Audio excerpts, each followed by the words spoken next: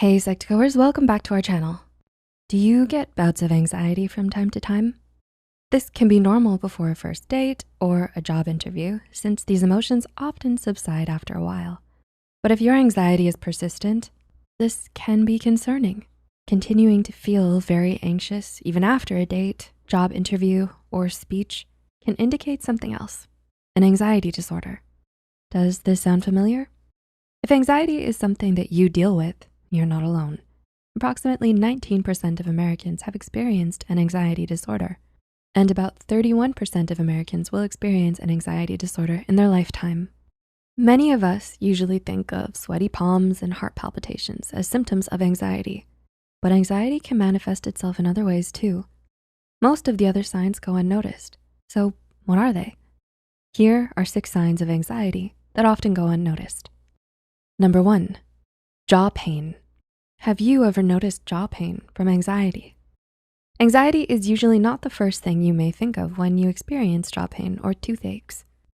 You may usually blame a cavity or another dental problem, but jaw pain and toothaches can also be caused by anxiety. More specifically, bruxism. This is when an individual unconsciously and excessively grinds or clenches their teeth. Bruxism is a byproduct of stress. When we're stressed, our whole body clenches up in preparation to fight or flight. Hence, teeth grinding and jaw pain. Studies support this theory, stating that there is a high index of anxiety among bruxers as opposed to non-bruxers. But anxiety is not the only mental health condition that causes this. People with depression and neuroticism can also experience toothaches as a result of bruxism. The condition is usually self-diagnosed and can be treated. Most teeth grinding activity happens overnight, so you may not notice it early on. Morning tooth pain is usually the first clue. If you wake up with jaw pain frequently, consider finding what is causing you stress. It may take some time, but always seek help from a licensed professional if necessary. Number 2, scattered thinking. Another sign of anxiety? Scattered thinking. Anxiety floods your thoughts with negativity and doubts. Often these thoughts are disruptive and can easily make you forget your surroundings. You may come off as unattentive. While intrusive thoughts can steal your attention, there's also another reason why you may feel scatterbrained. Anxiety can have neurological effects as well as physical ones. It affects your limbic system, specifically the prefrontal cortex. This part of the brain is known for executive functioning, but it's also responsible for social behavior. When you're anxious, your prefrontal cortex and other structures of your limbic system are impaired.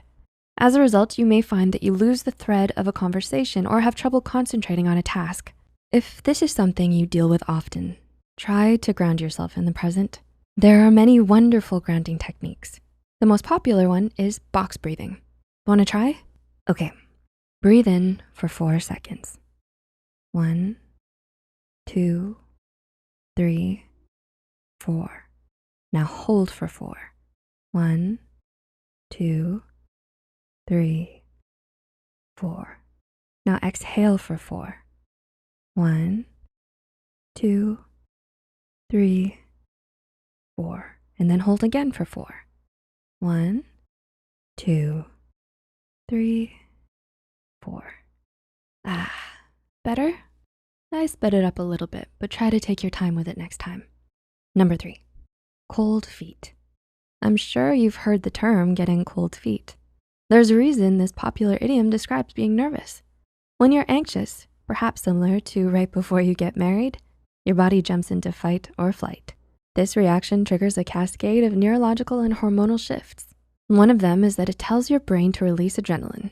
Adrenaline helps redirect your blood flow, so the most of it is sent to your vital organs like your heart and lungs. Consequently, your extremities start to feel cold. Number 4, irritability. Do you easily become irritated? Irritability is a common sign of anxiety. However, it's a symptom we often overlook or ignore. It's a sign that you're overwhelmed with stress. Anxiety is associated with hypersensitivity, meaning that you'll be much more sensitive to your surroundings, which may cause you to feel more irritated than usual. Number 5, impulsive buying. Another sign of anxiety is impulsivity. In this case, impulse buying. However, impulsivity can manifest itself in many different ways, such as engaging in risky behavior. Impulsivity as a result of anxiety can be due to various factors. The main one is that your orbitofrontal cortex, another branch of your limbic system, is affected.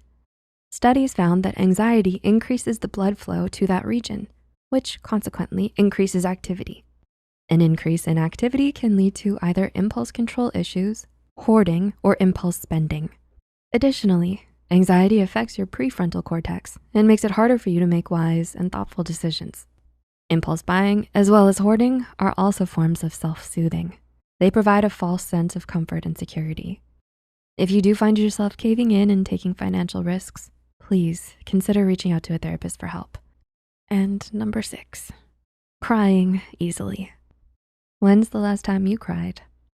One last sign that goes unnoticed is crying easily. Inexplicable bouts of crying can mean you're overwhelmed by the situation you find yourself in. Not only can it be because of a sensitivity to stress, but it can also be due to your fight or flight response. The correct terminology is fight, flight, or freeze. Feeling stuck or freezing amidst a perceived threat can progress these overwhelming feelings of stress. When you find yourself crying, attempt to relax by taking a deep breath.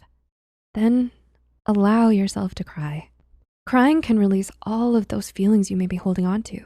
It may be great to find additional ways to self-soothe when you're feeling anxious as well. So have you experienced any of these signs? I have. What are some self-soothing behaviors that help you? I enjoy walking. Feel free to let us know in the comments down below. Anxiety is quite common and can be manageable. If you ever need help or guidance, reaching out to a therapist or mental health professional can be a good idea. Feel free to like and share this video if it helped you, or if you think it could help someone else. Don't forget to hit the subscribe button and notification bell icon for more videos like this. And thanks for watching. Take care.